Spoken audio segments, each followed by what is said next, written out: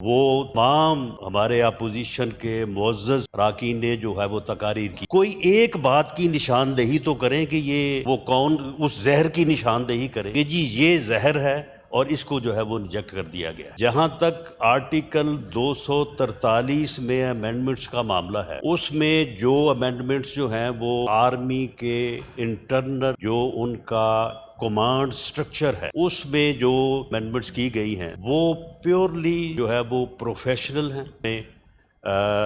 حضرت مولانا نے خود بھی اور ان کی پارٹی نے بھی جو ہے وہ اپنا ووٹ کاسٹ کیا۔ اب جو وہ یہ بات کر رہے ہیں کہ اس میں وہ زہر جو نکالا گیا تھا اس کو انجیکٹ کر دیا گیا ہے، اس زہر کے انجیکٹ کرنے کی آج تک میڈیا میں بھی جب کبھی جو ہے وہ کوئی پریس ٹاک کیا وہاں پہ بھی، کل جو ہے وہ سارا دن جو ہے وہ قومی اسمبلی میں اور اس سے پہلے سینٹ میں 2 دن جو ہے وہ تمام ہمارے اپوزیشن کے معزز اراکین نے جو ہے وہ تقاریر کی ہیں۔ کوئی ایک بات کی نشاندہی تو کریں کہ یہ وہ کون اس زہر کی نشاندہی کریں کہ جی یہ زہر ہے اور اس کو جو ہے وہ انجیکٹ کر دیا گیا ہے۔ جہاں تک آرٹیکل 243 میں امینڈمنٹس کا معاملہ ہے، اس میں جو امینڈمنٹس جو ہیں وہ آرمی کے انٹرنل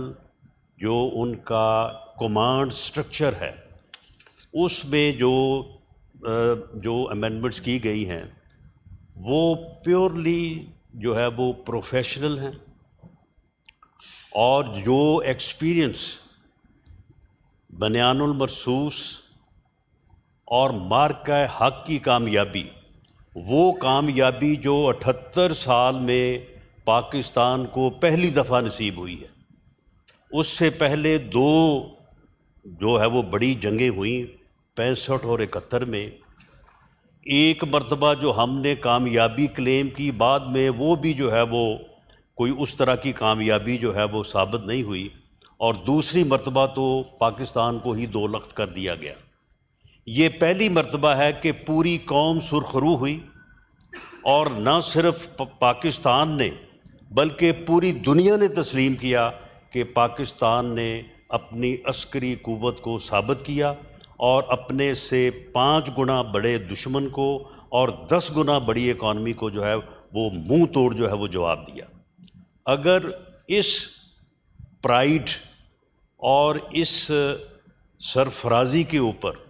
اس عزت کے اوپر جو پوری قوم کو اور پورے ملک کو نصیب ہوئی، سیاسی نظریے کو، ایک سوچ کو جو ہے وہ ریپریزنٹ کرتے ہیں، انہوں نے یہ فرمایا کہ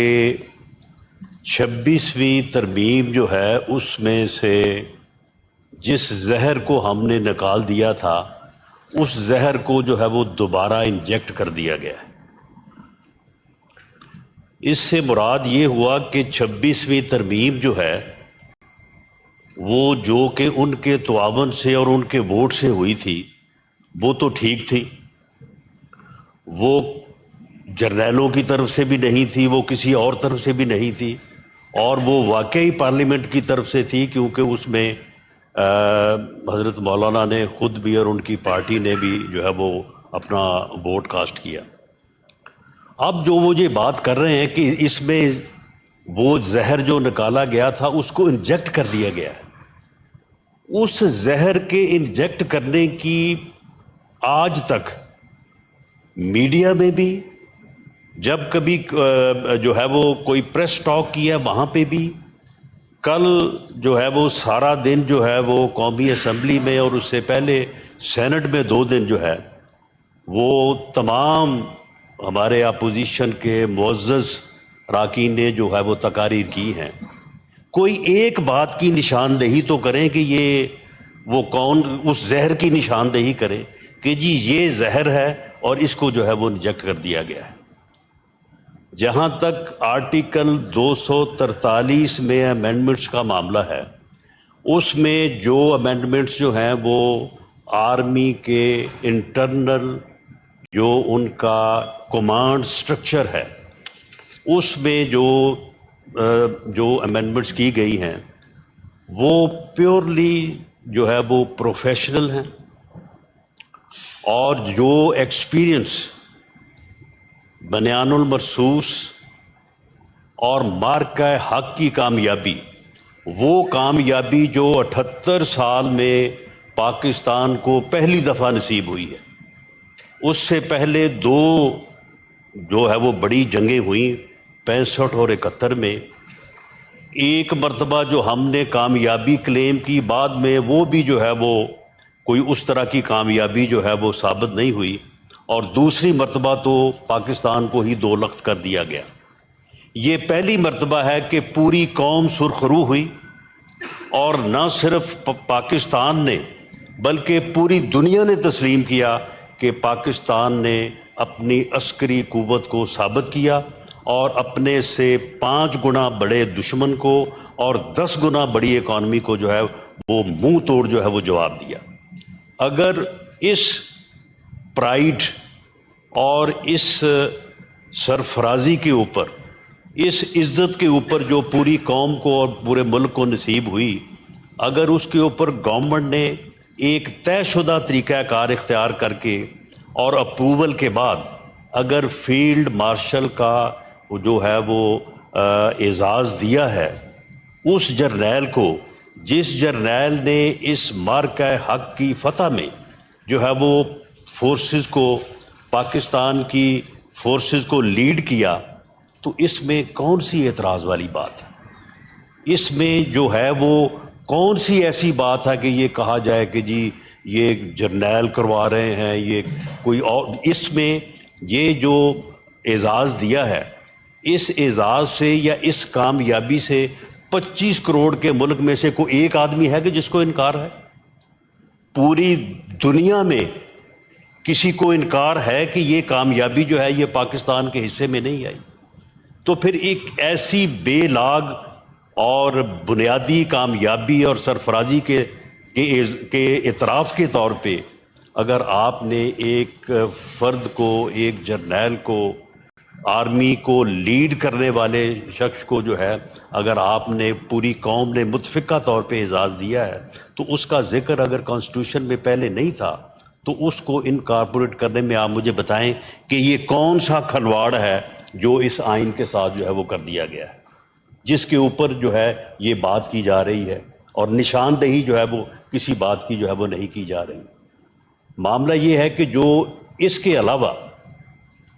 آرٹیکل 243 میں اور تو کوئی اس میں جو ہے وہ چینج نہیں ہے، ماسوائے اس کے کہ ان کا جو انٹرنل جو کمانڈ سٹرکچر ہے